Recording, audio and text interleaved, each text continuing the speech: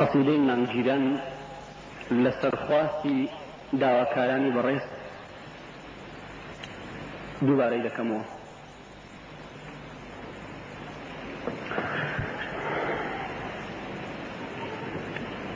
قەسیدەی مانگیران لە ساڵی 93 نووسیوە.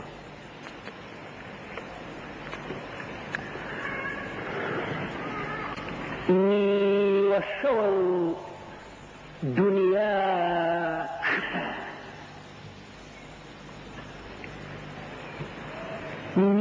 وەشەوە دنیا جیهانی مادە ئێستاکە لە پشتێنێ بەرەژێر هەمووی مردووە.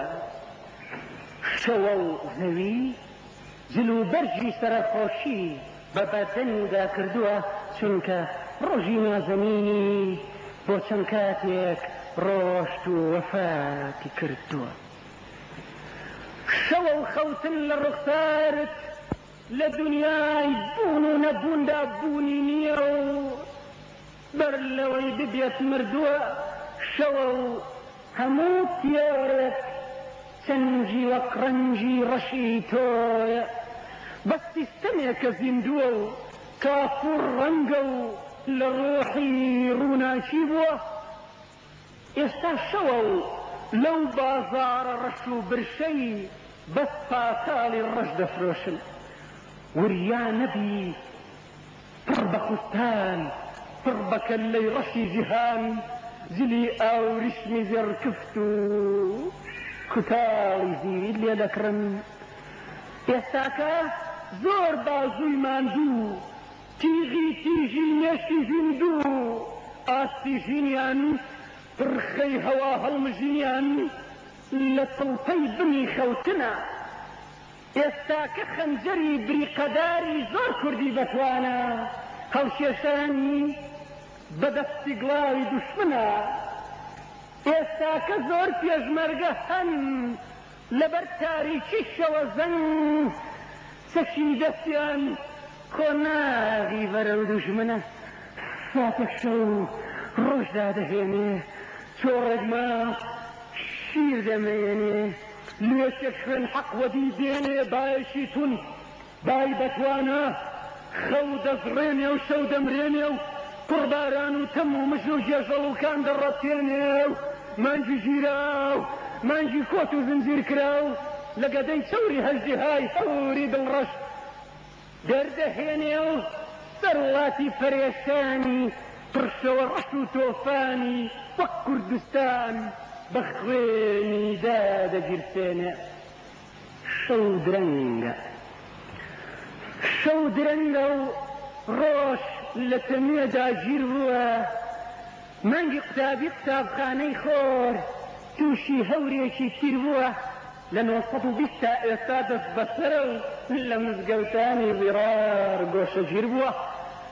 شەو درەنگە، خەو سوڵتانە. خەون ئێستاکە گاوانی گاڕانی سەرکردەکانە. خەیاڵ ئێستاکە لۆقنتەی دیوەخان و تەشیەکانە.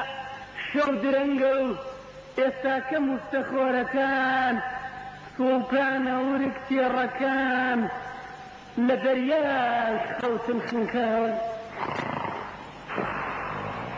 چیە دەڵێ ئێستا کامیاوی خانوە گڵە ڕووخاوەکان وەک تەنوور دانەگیرساون؟ چیە دەڵێ ئێستا تەنوور و ئاگردانی ماڵە قوڕە هەژارەکان وەک گۆماو دانەوەستاون؟ چیە دەڵێ 4731 ئاوایی بۆ شەهیدانی دۆڵە ڕوت نەسووتاون؟ چیە دەڵێ گوند و پەرستگای هەشتاکانمان بەدەستی زڕکوڕەکانی باوکی قوسەی وەک مزگەوتەکانی کەلار بە ئاربیجی نەڕووخاون؟ بەم شەوگارە چیە دەڵێ 80,000 ئافرەتی کەساسی بوەسنە بەمەرەدی ئەمسالەکانی کوردستان نەبراون؟ چێ دەڵێ 1.5 ملیۆن ئەسێرەی ئاسمانی ئەفغان بۆ کۆچی جەمیل و ڕەحمان نەگریاون. ئێستا شەوە و چاو فڕوزایی نابینێ بەم شەوگارە کێ هەیە ڕووی حەق ببینێ؟ کێ هەیە لە ئاسی ڕاستی سەری نزمی دانەوێنێ بەم شەوگارە؟ ئێستا ڕاستی بەدوا شوێن پێی ماچی ڕاستی سەری نییە. ئێستا خواری وەک ماری خوار ئەق و پێچ و پەنای ڕەشمار لەسەر سفرەی چوونی سوانەی ماڵە سادەکانی وڵات نانخۆریەکە و ناندێنڕە شەو فرۆشە و هەتاو کڕە دژی خێرە و مەشکەی وەک مالۆسی تێرە.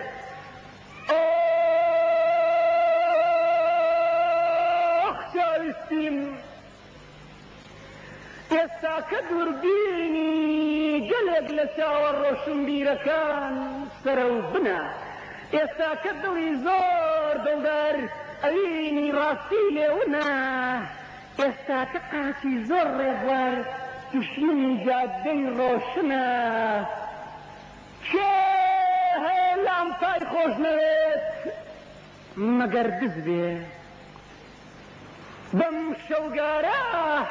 کێیە غەنیمی بانگی تۆ مەگەر عەفلەقی کوردکوش بێ؟ هیچ شێڵگەیەکی کوردستان ڕقی لە مەیدانە، هیچ لوتکە شاخێکی شوێستان دژی بەفری لەسەرانە، هیچ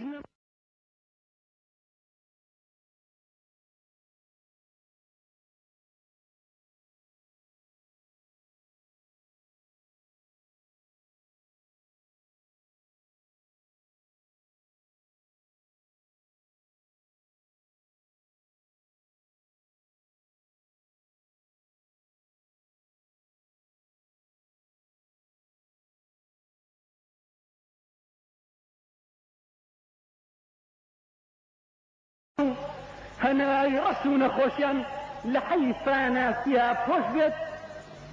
درەنگ یا زوو خونچەیەکە و دەبێت بە گوڵ، هەرگوڵێکە و دەبێت بە بار، بەردێکە و دەبێت بە تاوێر، هەر تاوێرە و دەبێت بە شاخ، شەوێکە و دەبێت بە خشتا، هەر خشتێکە و دەبێت بە کۆخ، دەبێت بە کۆش، دەبێت بە دیواری وەتاق.